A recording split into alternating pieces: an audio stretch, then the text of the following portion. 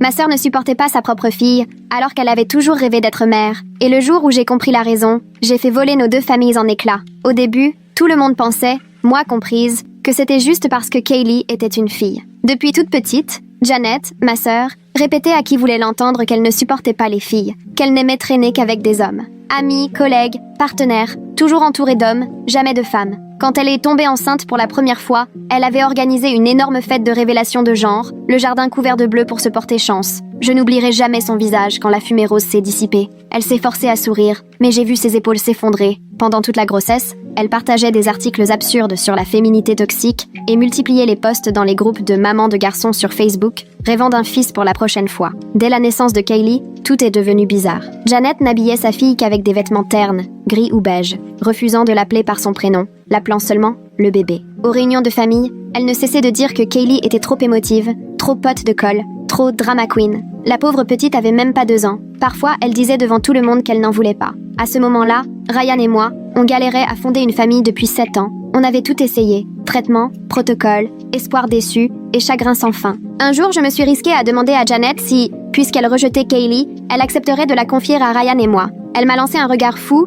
puis a rétorqué qu'elle préférait vendre Kaylee plutôt que de nous la donner. J'en reviens toujours pas d'avoir cru, à l'époque, qu'elle exagérait. Quand Janet a annoncé sa 2e grossesse l'année dernière, elle était obsédée à l'idée d'avoir enfin un garçon, clamant que si c'était une fille, elle ne la garderait pas. Elle ne voulait plus d'échecs. Elle a essayé tous les trucs de grand-mère, les calendriers chinois, huiles et remèdes bizarres, et s'était même renseignée sur la FIV pour choisir le sexe. On trouvait ça délirant, jusqu'au jour de l'échographie. C'était un garçon. Elle était euphorique, hors d'elle de bonheur. Je revois la fête, la fumée bleue s'envolant, Janet s'effondrait en larmes. Kaylee avait accouru vers elle, cherchant un câlin, mais Janet l'a carrément repoussée, assez brutalement pour la faire tomber et se râper le genou sur une balançoire en métal. C'était irréel. Après ça, on a pris nos distances avec Janet, et même après la naissance, la famille restait en retrait, surtout qu'elle était partie accoucher en Europe. Moins cher, paraît-il. 2 mois après la naissance de Liam, son fils, on s'est retrouvés en visioconférence, toute la famille. Au début, c'était mignon. Janet montrait fièrement Liam endormi dans un body, l'homme de maman. Puis ma tante a demandé à voir Kaylee. Janet a écarquillé les yeux, baissé la tête, et a fini par lâcher à voix basse qu'elle ne l'avait pas avec elle. Ma tante a insisté, et c'est là que Janet a avoué avoir fait adopter Kaylee à la mi-décembre, alors qu'elle était enceinte de 6 mois. Elle disait qu'elle ne pouvait pas gérer 2 enfants, et qu'en la confiant avant Noël, ça lui ferait faire des économies de cadeaux et allégerait son voyage en Europe. Tout le monde était sous le choc. À peine 30 secondes plus tard, ma grand-mère s'est agrippée la poitrine en haletant, répétant le nom de Kaylee, jusqu'à ce qu'on doive appeler les urgences. Je criais sur Janet que Ryan et moi aurions pu accueillir Kaylee, même si à ce moment-là, Ryan était étrangement mal à l'aise. C'est devenu un vrai chaos. Janet a coupé la conversation, et ma grand-mère est partie à l'hôpital. Ce soir-là, à mon retour, après avoir rassuré ma grand-mère, j'ai trouvé Ryan dans notre chambre en train de supprimer des photos sur son téléphone. Toutes datées d'il y a 4 ans. Certaines avaient l'air anodines, d'autres ressemblaient à des échographies en noir et blanc. Les dates correspondaient pile à ma précédente grossesse, juste avant ma fausse couche. Alors j'ai cru à une coïncidence. Mais j'ai insisté pour comprendre ce qu'il effaçait. Il s'est levé, s'est enfermé dans la salle de bain pour continuer. Au retour, je l'ai pressé de questions. Il a explosé. « Tu deviens parano. Laisse tomber. Ce que Janet a fait avec Kaylee, ça ne nous concerne pas. » Ce qui m'a frappé, c'est que je n'avais même pas mentionné Kaylee. Le lendemain, j'ai engagé un détective privé. Je lui ai demandé de retrouver Kaylee, de vérifier sa filiation, tout ce qu'il faudrait pour monter un dossier de protection de l'enfance. Il a été d'une efficacité redoutable. 2 semaines plus tard, il avait retrouvé des adresses d'hôtels, relevés bancaires, messages supprimés. La chronologie était implacable. 4 ans plus tôt, juste après ma fausse couche et mon hospitalisation, Janet avait consolé Ryan, et Kaylee était née 9 mois plus tard, jour pour jour. Grâce à une brosse à dents que Kaylee avait utilisée chez moi, le détective a fait faire un test ADN. Résultat sans appel. Kaylee était la fille de Ryan. Je me souviens m'être écroulée en apprenant ça. J'ai tout fait pour ne pas hurler, pour ne pas détruire la maison sur le champ, mais j'ai tenu bon. J'ai gardé mon calme.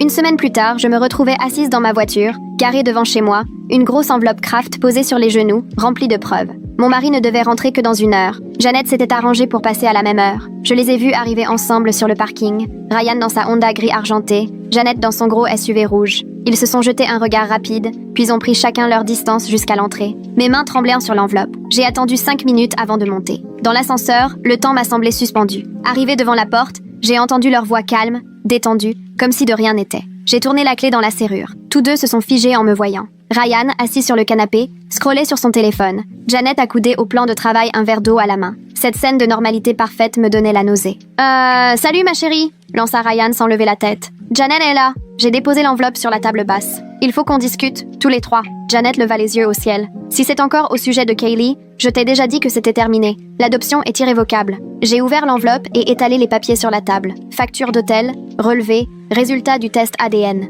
Le visage de Ryan est devenu livide en comprenant ce qu'il voyait. C'est quoi ça? Sa voix tremblait. Tu sais très bien de quoi il s'agit. J'ai gardé mon calme. Il y a 4 ans, pendant que j'étais à l'hôpital après avoir perdu notre bébé, tu passais du temps avec ma sœur. Janet s'est mise à rire, mais d'un vrai rire moqueur. Sérieusement? T'as payé quelqu'un pour enquêter? C'est vraiment pathétique. C'est pathétique que Kaylee soit la fille de Ryan? J'ai agité les résultats sous leurs yeux. Ou c'est pathétique qu'on ait donné son enfant à une autre famille sans même lui dire un mot? Ryan s'est levé brusquement, son téléphone glissant par terre avec fracas. Tout est faux. Tu inventes parce que tu jalouses Janet qui, elle, a pu avoir des enfants. Je me suis emparée de mon téléphone et j'ai lancé l'enregistrement fourni par le détective. Dans la pièce, la voix de Ryan résonnait, en pleine discussion avec Janet sur leur secret, expliquant qu'il ne fallait surtout pas que je découvre l'identité du vrai père de Kaylee. Le rire de Janet s'est stoppé net. Elle a reposé son verre avec une telle force qu'il a failli se casser. « Tu nous as enregistrés?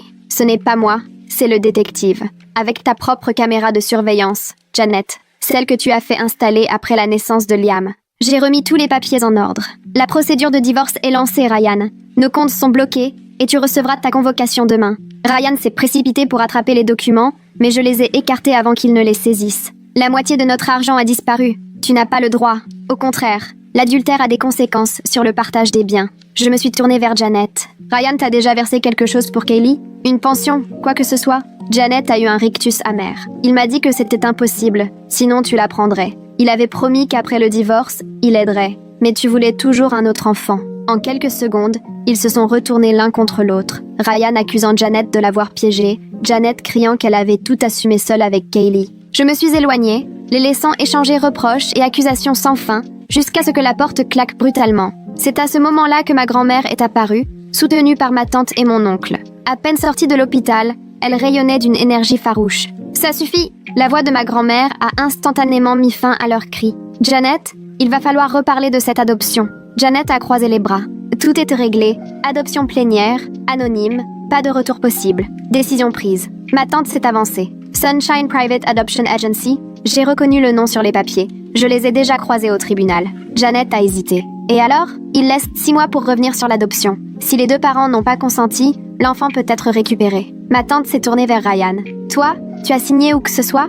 Ryan secoua la tête, abattu. Je ne savais même pas qu'elle était enceinte avant la naissance. Janet m'avait fait croire que c'était juste une aventure sans suite. J'ai choisi une famille loin d'ici, dans l'Oregon, justement pour que personne ne retrouve Kaylee. Janet m'a lancé un regard meurtrier. Quoi qu'il en soit, ils doivent déjà s'être attachés à elle. J'ai sorti un autre papier. En fait, ils essaient de te joindre. Tu n'as pas parlé des problèmes de comportement de Kaylee, ceux dont tu te plaignais tout le temps. Janet a attrapé son téléphone. Je vais les appeler tout de suite pour leur dire de la garder. Ils sont déjà en route pour ramener Kaylee, ai-je expliqué sereinement. Ils ont contacté l'agence il y a 15 jours. Tout est organisé avec mon avocat. Ma grand-mère s'est avancée vers Janet.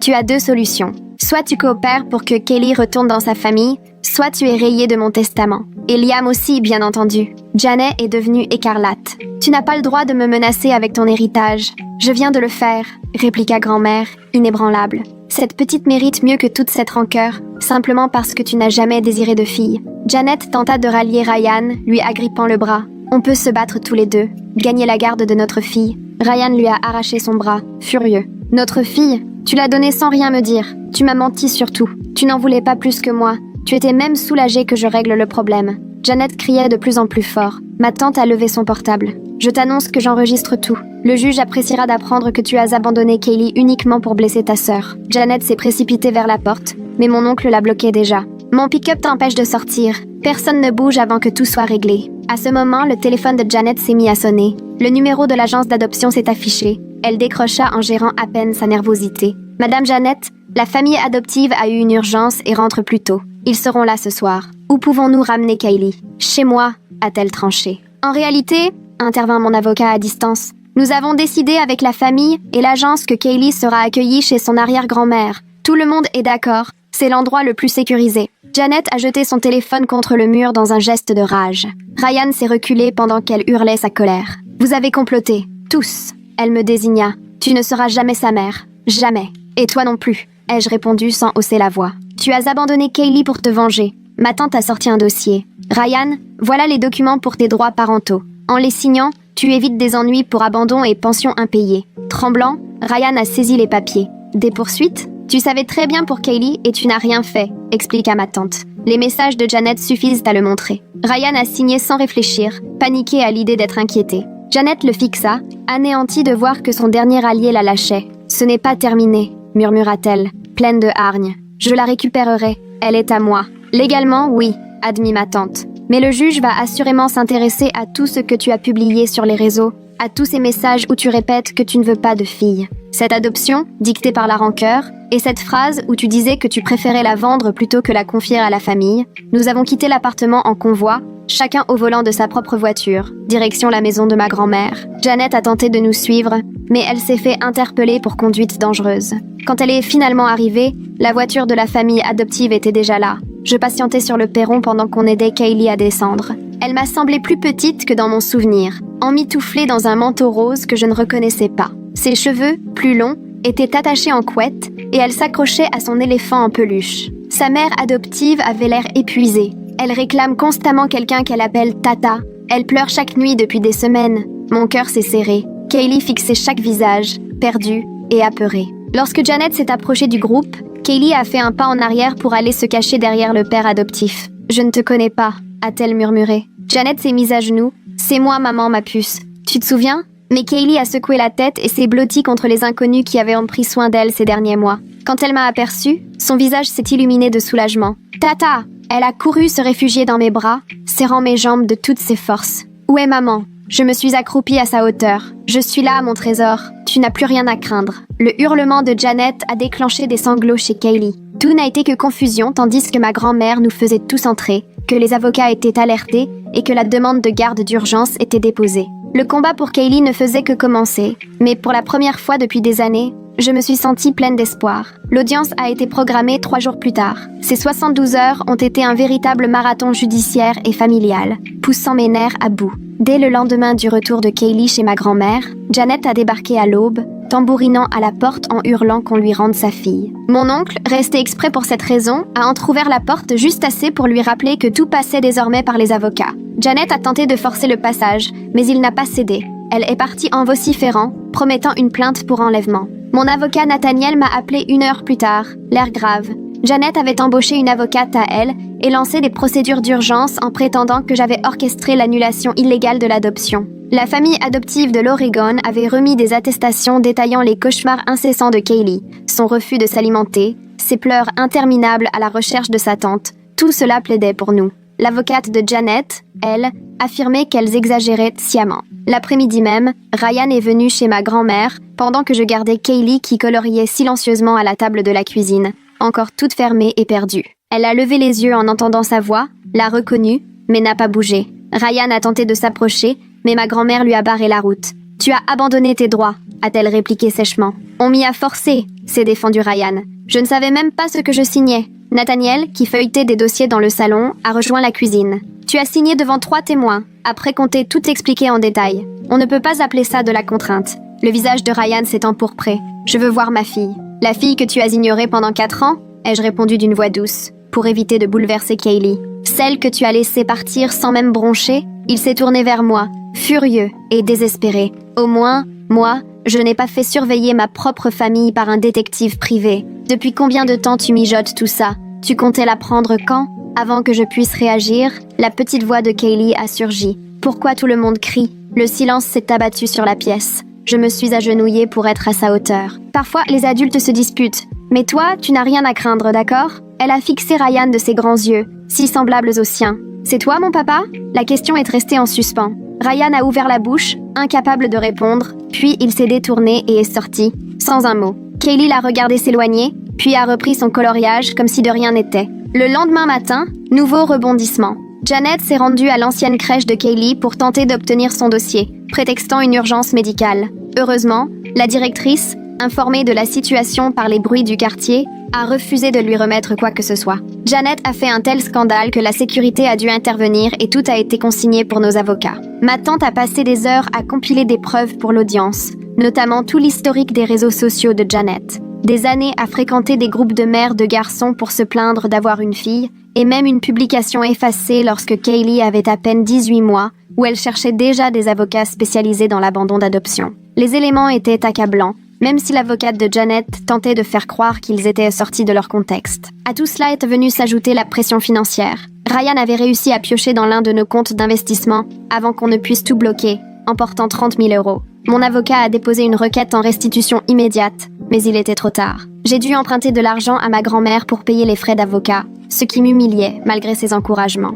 2 nuits avant l'audience, alors que je partageais la chambre de ma grand-mère avec Kaylee, un bruit de verre brisé nous a réveillés. Une pierre venait d'être lancée à travers la fenêtre du salon, accompagnée d'un mot « Arrête tout ou tu le paieras ». Nous avons appelé la police, mais faute de preuves contre Janet ou Ryan, ils n'ont pu que consigner l'incident. Kaylee, terrorisée, s'est agrippée à moi en me demandant si les méchants allaient revenir. Le matin de l'audience, il faisait gris et il pleuvait. J'ai habillé Kaylee de sa robe violette préférée. Elle ne lâchait pas ma main en entrant au tribunal, entourée de toute notre famille, soudée comme jamais. Janet est arrivée à part, engoncée dans un tailleur austère que je ne lui connaissais pas, clairement choisi pour lui donner une allure de mère idéale devant le juge. La salle d'audience était plus petite et plus banale que dans mon imagination, presque comme une salle de réunion d'entreprise. La juge Harrison, une femme d'une 60aine d'années, le regard aussi perçant que la pile de dossiers devant elle, relisait les documents. Kaylee était assise sur mes genoux, calmement occupée avec son éléphant en peluche. L'avocate de Janet prit la parole la première, présentant sa cliente comme une mère célibataire en difficulté,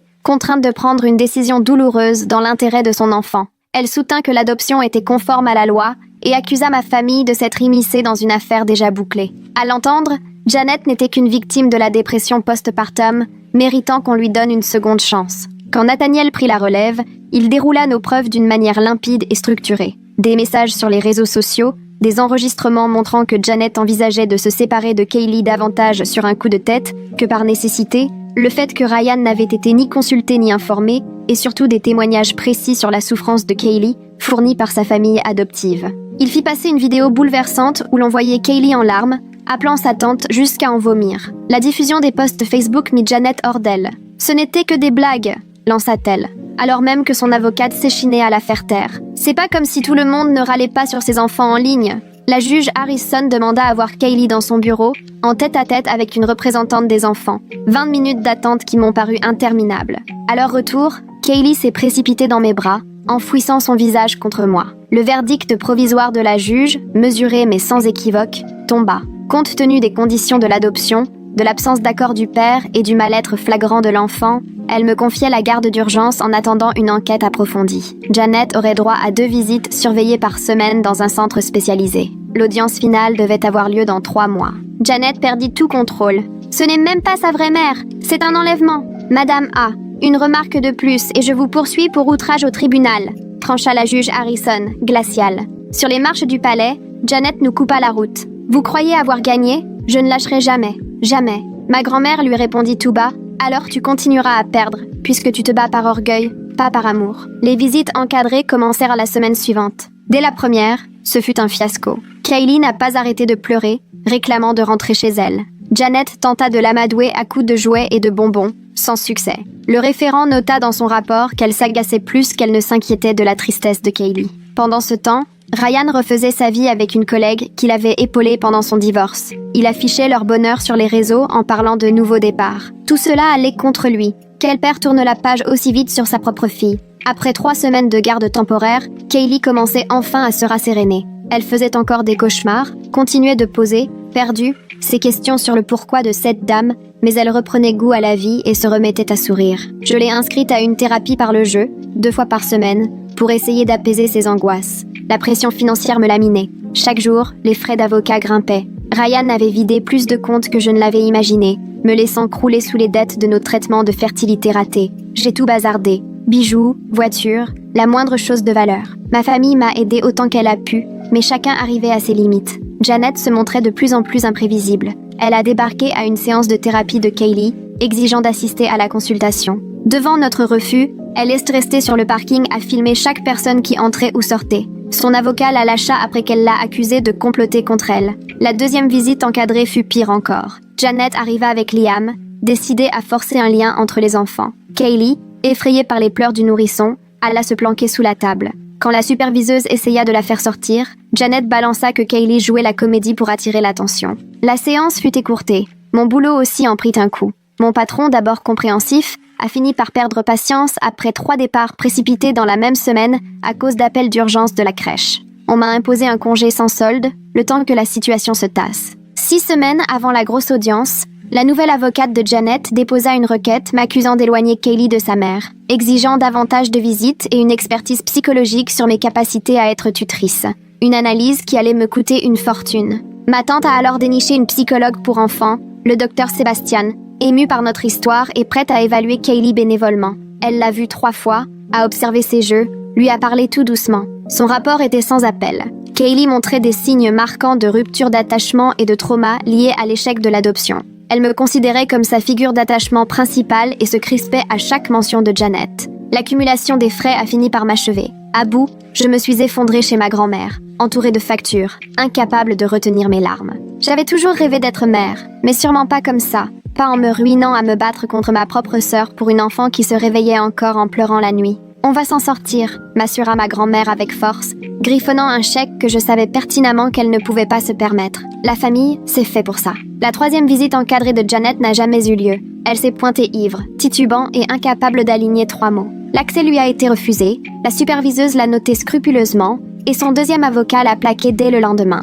À 4 semaines du jugement, c'est Ryan qui a ressurgi avec un nouveau plan. Il a demandé l'annulation de sa renonciation aux droits parentaux, prétextant qu'il avait été manipulé. Cette fois, il voulait la garde partagée avec moi, rayant Janet de l'équation. Il a même signé une attestation affirmant que Janet n'aurait jamais dû avoir la garde. Même pour des gens comme eux, la trahison laissait sans voix. Janet, folle furieuse, bombarda Ryan de messages. Son nouvel avocat s'empressa de les verser au dossier pour appuyer son instabilité. Leur chute réciproque était totale, et tout cela complexifiait encore la situation. Désormais, il me fallait affronter 2 parents à la fois. Les séances de Kaylee ont révélé des détails bouleversants. Elle se rappelait avoir été laissée chez des inconnus, d'avoir pleuré après moi et qu'on lui avait assuré que je ne voulais plus d'elle. Elle avait fini par croire que c'était parce qu'elle avait mal agi et que tout le monde l'avait rejetée. La thérapeute a confirmé que lui retirer mes soins maintenant lui causerait d'importants dégâts psychologiques. 2 semaines avant l'audience finale, j'ai surpris Kaylee en train de se couper les cheveux, maladroitement, avec une paire de ciseaux émoussés. Quand je lui ai demandé pourquoi, elle m'a simplement répondu qu'elle voulait avoir l'air d'un garçon pour que sa première maman l'aime enfin. Je l'ai serrée très fort dans mes bras pendant qu'elle fondait en larmes, le cœur broyé comme jamais. Et le pire est arrivé lorsque Janet a posté sur Internet une vidéo, complètement ivre, dans laquelle elle criait au complot pour lui arracher sa fille. Elle y balançait des noms, y compris ceux du juge et des travailleurs sociaux. En quelques heures à peine, elle a été arrêtée pour avoir menacé et harcelé des membres du tribunal. La caution a été fixée à 10 000 $, une somme que personne, dans son entourage, n'a voulu avancer. J'ai atterri, la veille de l'audience, dans le bureau de mon avocat, absolument épuisée. Nathaniel a repris tout le dossier avec moi une dernière fois. On avait accumulé des preuves irréfutables. L'abandon par Janet, son incapacité patente, les blessures psychologiques de Kaylee. Le retour soudain de Ryan n'était qu'une tentative désespérée de reprendre la situation en main. Mais devant le juge des affaires familiales, rien n'était joué d'avance. Quoi qu'il arrive demain, m'a glissé Nathaniel, tu as offert à cette petite plus d'amour et de stabilité en 3 mois qu'elle n'en a reçu toute sa vie. Ça compte, tu sais. Ce soir-là, en bordant Kaylee chez ma grand-mère, elle m'a regardé très sérieusement. Tata, tu resteras ma maman pour toujours maintenant? J'ai caressé ses cheveux coupés de travers, submergée par l'émotion. Je ferai tout pour, mon ange. Elle a acquiescé, apaisé, puis s'est endormie. Je suis restée près d'elle, à la regarder respirer et à tenter de me préparer au combat décisif qui nous attendait. Le lendemain déciderait de la famille dont j'avais toujours rêvé, ou bien de la perte d'un autre enfant que j'aimais tant. Il n'y avait plus d'alternative. L'audience a eu lieu par un matin de jeudi glacial. J'ai habillé Kaylee avec son pull violet préféré. J'ai essayé tant bien que mal de tresser ses mèches irrégulières. À l'entrée du tribunal, elle a serré fort ma main, tandis que ma famille se refermait autour de nous pour nous protéger. Janet est arrivée avec 20 minutes de retard, décoiffée, seule. Son précédent avocat avait laissé tomber l'affaire après son arrestation, la laissant se défendre comme elle pouvait. Elle portait le même tailleur, froissé, qu'au premier jour, cette fois taché de café. Ryan se tenait de l'autre côté de la salle, accompagné de sa nouvelle avocate, une femme élégante qui avait réussi à lui faire croire qu'il pouvait récupérer ses droits parentaux, même après les avoir abandonnés. Il évitait tous les regards, le nez collé à son téléphone. Le juge Harrison a fait son entrée et a immédiatement abordé le point qui préoccupait tout le monde, l'arrestation de Janet pour menace contre la justice. Janet a tenté de se justifier en évoquant son stress, mais le juge l'a sèchement interrompu pour souligner à quel point cela montrait un manque flagrant de discernement et de maîtrise de soi. Nathaniel a défendu notre dossier méthodiquement, les comptes rendus psychologiques montrant l'attachement de Kaylee, les preuves que Janet l'avait confiée sous le coup de la rancœur, les rapports expliquant que Janet n'était pas capable de créer un lien avec sa fille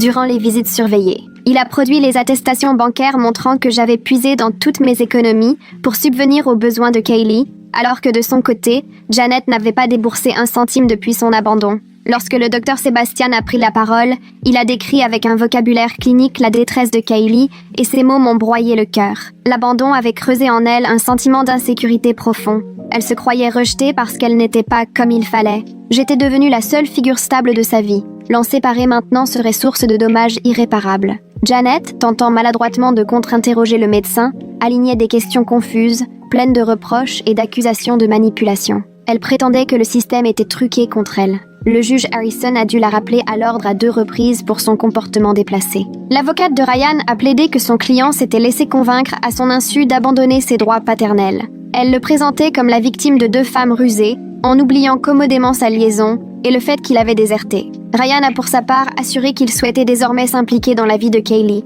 maintenant qu'il savait qu'elle était sa fille. Pendant une pause, j'ai accompagné Kaylee aux toilettes. Janet nous a interceptés dans le couloir. Elle s'est accroupie devant Kaylee et lui a pris les épaules. « Dis-leur que tu veux rentrer à la maison. Dis-leur que tu m'aimes », la suppliait-elle. Mais Kaylee s'est dégagée pour se réfugier contre mes jambes. « Tu n'es pas ma maman. Tu m'as abandonnée. » L'agent de sécurité est arrivé, trop tard pour effacer le malaise. Kaylee a passé le reste de l'audience sur mes genoux, la tête enfouie dans mon cou, surveillant d'un œil Janet chaque fois qu'elle bougeait. Quand la séance a repris, la juge Harrison a de nouveau demandé à parler seule à Kaylee dans son bureau. Cette fois, Kaylee y est allée volontairement, prenant même le temps d'adresser à la juge un petit sourire. Elles sont revenues une demi-heure plus tard. Le visage de la juge était grave. Dans sa décision, elle a d'abord reconnu le lien biologique qui existait entre Janet et Kaylee. Mais, a-t-elle ajouté, la biologie ne fait pas tout. Janet avait abandonné son enfant par dépit et par préférence de genre. Jamais elle n'avait cherché le bonheur de Kaylee, seulement la victoire. Pour ce qui est de Ryan, la juge a noté qu'il avait été inexistant dans la vie de Kaylee pendant 4 ans et que son retour soudain coïncidait étrangement avec son divorce, ce qui ressemblait fort à une nouvelle manœuvre de domination, bien plus qu'à un élan paternel sincère. Sa signature de renoncement à l'autorité parentale restait légalement définitive. La juge m'a alors confié la garde exclusive, sans aucun droit de visite pour Janet, tant qu'elle n'aurait pas suivi des formations à la parentalité, à la gestion de la colère, et passé une nouvelle évaluation psychologique. Quant à Ryan, sa demande a été purement et simplement rejetée. Je pouvais entamer immédiatement la procédure d'adoption. Janet s'est levée d'un bond. « Vous n'avez pas le droit de me faire ça. C'est ma fille. C'est moi qui l'ai mise au monde.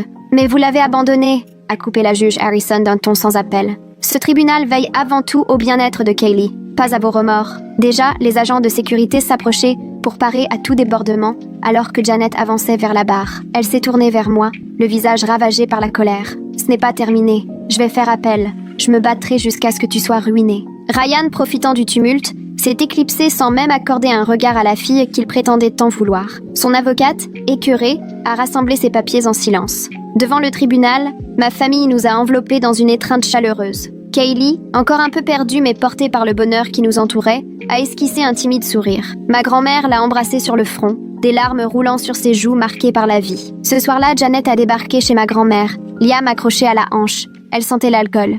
Elle a frappé violemment à la porte, réclamant sa fille. Devant notre silence, elle s'est mise à hurler des accusations à travers les fenêtres, au point que les voisins ont fini par appeler la police. Je l'ai observée de l'étage pendant que les agents l'emmenaient, ma grand-mère serrant Liam contre elle. Au cours de la semaine suivante, les parents de Janet ont obtenu sa garde, la jugeant inapte après de nombreux débordements. Les démarches pour l'adoption ont pris du temps.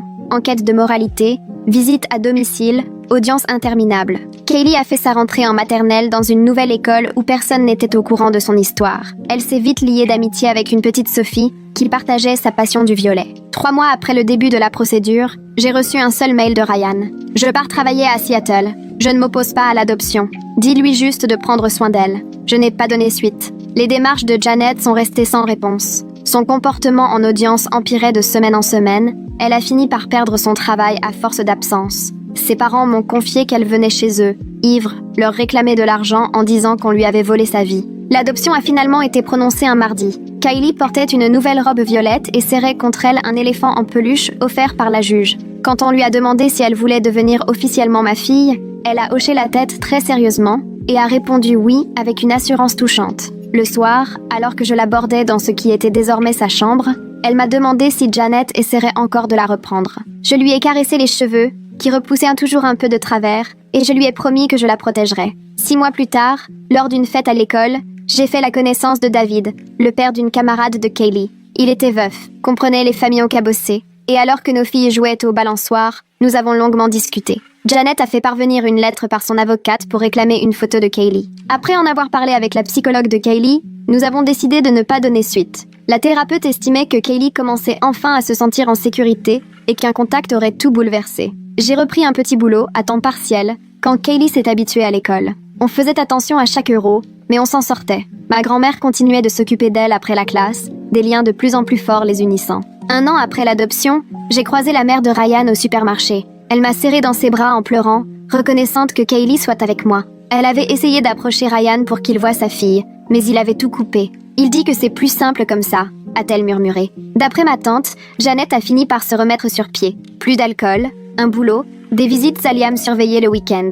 Elle n'a jamais cessé de dire qu'on lui avait volé Kaylee, mais elle n'avait plus l'énergie de se battre. Avec David, on a pris notre temps. Il savait que Kaylee passait avant tout. Leur relation s'est installée naturellement. Il lui a appris à faire du vélo, elle lui montrait ses dessins. Quand il a voulu me demander en mariage 2 ans plus tard, il a d'abord demandé la permission à Kaylee. Nous avons célébré ça en petit comité, juste la famille. Kaylee, rayonnante dans sa robe violette, était ma demoiselle d'honneur. Au cours de la soirée, elle m'a glissé à l'oreille. Maintenant, moi aussi, j'ai un vrai papa. Ce soir-là, après l'avoir bordé, je suis restée dans l'embrasure de la porte à la regarder dormir, submergée. Jamais je n'aurais imaginé vivre tout cela à l'époque où Ryan et moi traversions l'enfer de l'infertilité. Et pourtant, cet enfant, délaissé par ses propres parents, était désormais au cœur de ma vie. Kaylee faisait encore des cauchemars, allait toujours voir la thérapeute chaque mois.